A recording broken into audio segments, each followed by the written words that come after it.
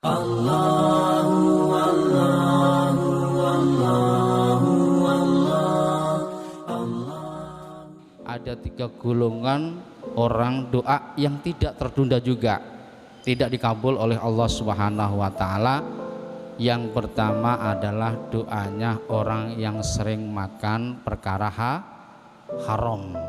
Berarti doanya tidak nyampe kepada Allah Subhanahu wa taala, artinya tidak dikabul gitu. Dan yang kedua adalah orang yang ghibah. Ghibah itu apa, Pak? Ketika kita mendengarkan omongannya berarti kita sakit hati, itu ghibah ya. Apabila kita mendengarkan omongannya, yang diomongin itu kita sakit hati, namanya ghibah. Ghibah itu ada beberapa ghibah, ada yang namakan ghibah kufur, ada yang namanya ghibah munafik, ada yang namanya ghibah durhaka. Kalau ghibah durhaka adalah kita ngomongin orang di depan orang banyak, kita sebutin, itu ghibah durhaka, dosanya juga besar. Kita ngomong jelek di depan orang banyak, kita sebutin namanya. Kalau ghibah munafik yaitu kita ngomongin orang baik-baik tapi dijelek-jelekin, padahal orang yang diomongin itu tidak melakukan kejelekan gitu. Itu ghibah munafik. Kalau ghibah kufur itu gini, kita ngomong tapi insya Allah bapak-bapak enggak sering ghibah, artinya paling bapak-bapak itu perkaranya perkara kerjaan ya, kalau kerja di sini gimana kerjanya gitu. Tapi kalau ibu-ibu lain, tapi ibu-ibu pun tanggung jawab dari bapak-bapak. Kalau sering ghibah ya bapak-bapak tanggung jawab gitu, tidak terlepas dari tanggung jawab bapak-bapak gitu.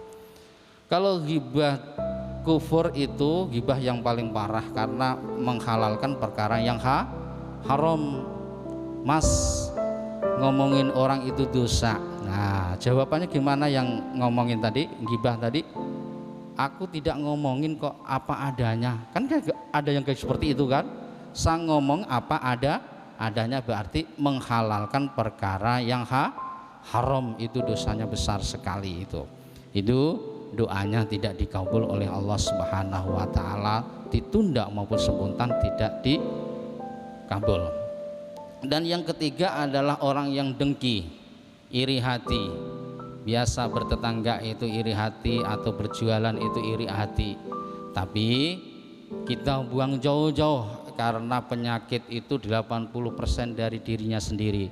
Kalau kita sering dengki, sering iri hati, penyakit datang sendiri. Masalah makanan 20%, yang 80%-nya itu dari dirinya sendiri. Oleh karena itu iri hati dan dengki kita hindarkan atau kita buang jauh-jauh. Innal ghilla wal hasada yakulanit hasanah. Sesungguhnya iri hati dan dengki adalah memakan perkara yang baik. Kita sering sholat tahajud, kita sholat sunat luar biasa, kita jamaah, tapi kita sering iri hati, itu kebaikan itu lenyap. Seperti apa? Kama ta'kulun narul hatab, seperti sebagaimana kayu, yaitu api membakar kayu. Oleh karena itu iri dan dengki hati kita buang jauh-jauh karena mendatangkan penyakit itu. Tapi ada iri yang diperbolehkan, ada 2 ya.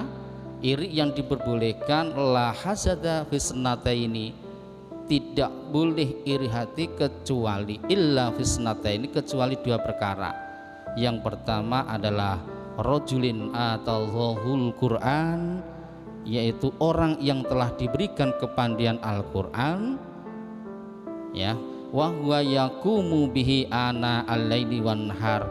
Orang yang pandai Al-Quran itu bisa mengamalkan siang dan malam hari, itu boleh kita iri.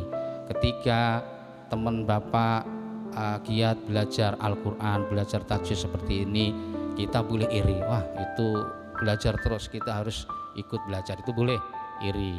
Dan yang kedua adalah yaitu orang yang telah diberikan kelebihan harta, kita iri.